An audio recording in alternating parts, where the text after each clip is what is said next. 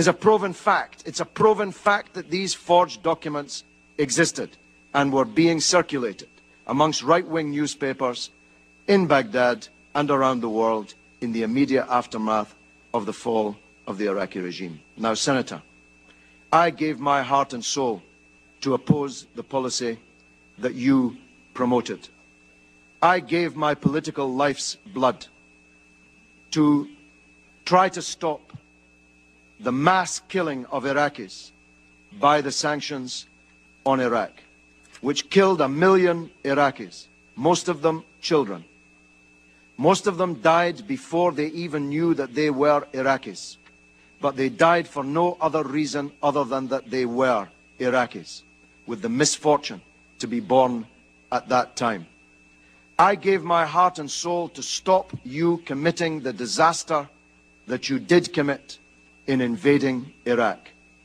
And I told the world that your case for the war was a pack of lies. I told the world that Iraq, contrary to your claims, did not have weapons of mass destruction. I told the world, contrary to your claims, that Iraq had no connection to Al-Qaeda. I told the world, contrary to your claims, that Iraq had no connection to the atrocity on 9/11/2001. I told the world, contrary to your claims, that the Iraqi people would resist a British and American invasion of their country, and that the fall of Baghdad would not be the beginning of the end, but merely the end of the beginning. Senator, in everything I said about Iraq, I turned out to be right, and you turned out to be wrong. And 100,000 people have paid with their lives. 1,600 of them American soldiers sent to their deaths on a pack of lies. 15,000 of them wounded, many of them disabled forever, on a pack of lies.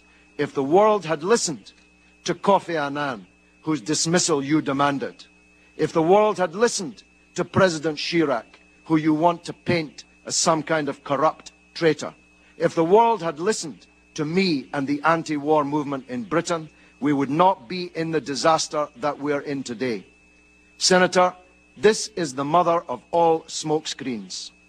You are trying to divert attention from the crimes that you supported, from the theft of billions of dollars of Iraq's wealth. Have a look at the real oil for food scandal. Have a look at the 14 months you were in charge of Baghdad, the first 14 months, when $8.8 billion of Iraq's wealth went missing on your watch. Have a look at Halliburton and the other American corporations that stole not only Iraq's money, but the money of the American taxpayer. Have a look at the oil that you didn't even meter, that you were shipping out of the country and selling, the proceeds of which went who knows where. Have a look at the $800 million you gave to American military commanders to hand out around the country without even counting it or weighing it. Have a look at the real scandal breaking in the newspapers today, revealed in the earlier testimony in this committee, that the biggest sanctions busters were not me or Russian politicians or French politicians. The real sanctions busters were your own companies with the connivance of your own government.